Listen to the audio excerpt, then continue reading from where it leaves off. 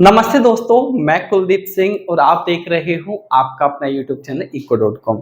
आज की इस क्लास में मैं आपके साथ BECC 102 mathematical method in economics part 1 का जून 23 के पेपर का क्वेश्चन नंबर 3 आपके साथ डिस्कस करूंगा।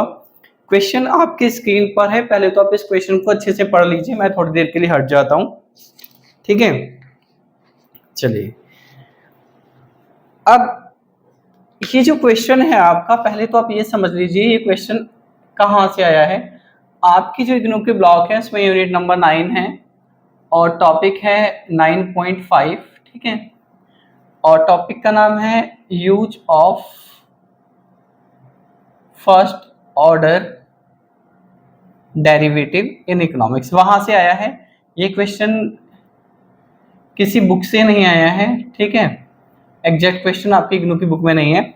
अगर आपके बेसिक क्लियर है तो आप इस क्वेश्चन को कर लोगे। तो इस क्वेश्चन को अटेंड करने के लिए आपको बेसिक चीजें पता होनी चाहिए, यानी प्रॉपर कंसेप्ट पता होने चाहिए। अभी क्वेश्चन मैं आपको समझाऊंगा, लेकिन इस क्वेश्चन को समझने के लिए एक चीज आपको आनी चाहिए। तो अगर वो चीज पहले आपको आती है तो ठीक है, नहीं आती है तो आपको समझनी है, सीखनी है। आपको ना बेसिक डेरिवेटिव या बेसिक डिफरेंशिएशन समझना है।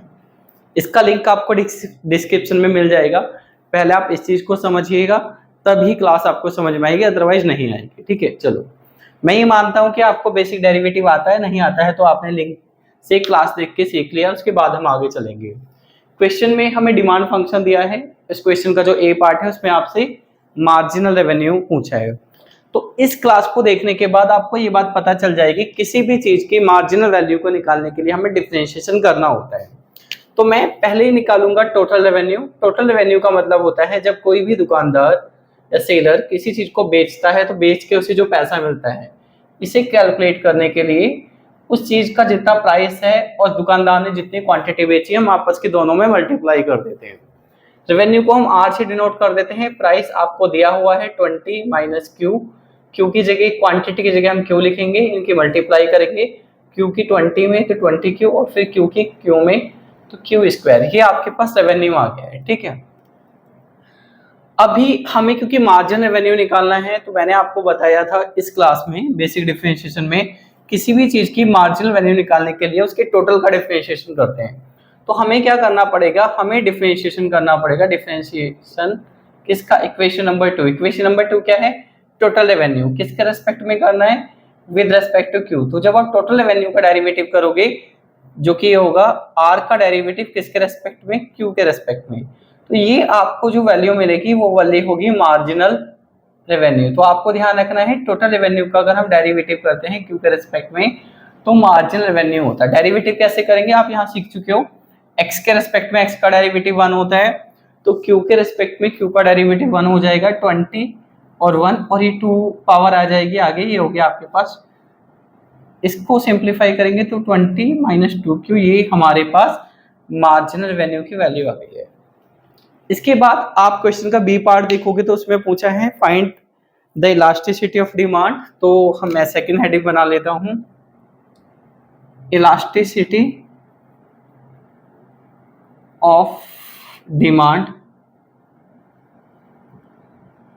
ठीक है, अब हम लोग इलास्टिसिटी ऑफ डिमांड को स्कूल में पढ़ चुके हैं। इलास्टिसिटी ऑफ डिमांड का जो फॉर्मूला होता था वो ये होता था। ठीक है, यहाँ पे ये जो डेल्टा है, हम डेल्टा की जगह डेरिवेटिव के नोटेशन यूज करेंगे।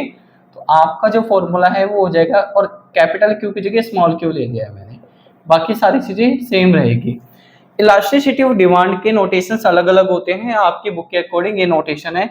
ये जो साइन है एन को हम नीचे से थोड़ा सा खींच देते हैं, इसको हम ईटा पढ़ते हैं। ठीक है, ईटा के नीचे पी लगाना है, यानी कि आप प्राइस के रिस्पेक्ट में इलास्टिसिटी निकाल रहे हो। तो इसका फॉर्मूला आपके पास ये होगा D Q D P P and Q, साथ में माइनस भी है यहाँ पे। अब देखिए माइनस का ना एक कुछ ऑथर को अगर हम देखते हैं, कुछ राइटर यहाँ पे माइनस लगाते हैं, कुछ ऑथर यहाँ पे माइनस नहीं लगाते हैं। अपने आगे के ट्रीटमेंट, आगे की जरूरत के हिसाब से माइनस लगा लेते हैं, नहीं लगाते हैं। वैसे तो यहाँ पे माइनस नहीं लगना चाहिए, बट हमें आपकी बुक के अकॉर्डिंग ही चलना है, तो हम यहाँ पर माइनस लगाएंगे। ठीक है, अब आपको क्या चाहिए? पी चाहिए, पी क्वेश्चन में दिया हुआ है, और आपको क्यू चाहिए। क्यू भी क्वेश्चन में क्यू नहीं दिया हुआ है, तो पी दिया हुआ है, ये वैल्यू हमें निकालनी पड़ेगी। ये वैल्यू कैसे निकालेंगे इसको समझते हैं। इसके लिए पहले आप इसे इक्वेशन नंबर 3 मान लीजिए। अब आपने इक्वेशन नंबर 1 का डिफरेंशिएशन करना, तो आपको लिखना है differentiating equation 1 with respect to Q. तो मैंने क्यू के रेस्पेक्ट में डेरिवेटिव करा, पी का जब मैं डेरिवेटिव करूंगा तो वो हो जाएगा D P by D Q, ठीक है। 20 कांस्टेंट है, कांस्टेंट का डेरिवेटिव 0 होता है, और ये आपके पास क्यू का डेरिवेटिव हो गया 1, हमारे पास आ गया -1। अब हमें इलास्टिसिटी निकालने के लिए D Q by D P चाहिए, हमारे पास है D P by D Q. इसको उल्टा कर लो, इसको ऊपर लेके आओ, D P by D Q, sorry D Q by D P. जब आप इसको उल्टा करोगे ना तो आपको क्या करना है, आपको काम और करना है, यहाँ माइनस लेके इसको भी उल्टा कर लेना है। तो 1 -1, माइनस के साइन को हम हमेशा ऊपर लिखते हैं, इसको हटा देंगे और नीचे 1 का कोई मतलब नहीं होता, तो आपके पास ये वैल्यू आ गई है। अब ये वैल्यू ना आप इक्वेशन नंबर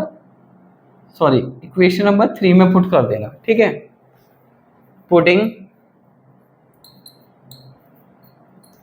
इन इक्वेशन 3, तो हमारे पास ईटा की वैल्यू क्या आ गई है, ये माइनस -1 और ये माइनस है आपके पास बाहर, ठीक है। पी की वैल्यू आप पुट कर दीजिएगा 20 माइनस क्यू, और नीचे जो क्यू है, क्यू की जगह क्यू ही रहेगा यहाँ पे, ये जो फॉर्मूला है, ठीक। तो माइनस माइनस प्लस हो गया, आपके पास बचा 20 minus Q divided by Q. अब चाहो तो आप इस क्वेश्चन को यहाँ भी छोड़ सकते हो, चाहो तो आप ऐसे ही इसको दोनों के नीचे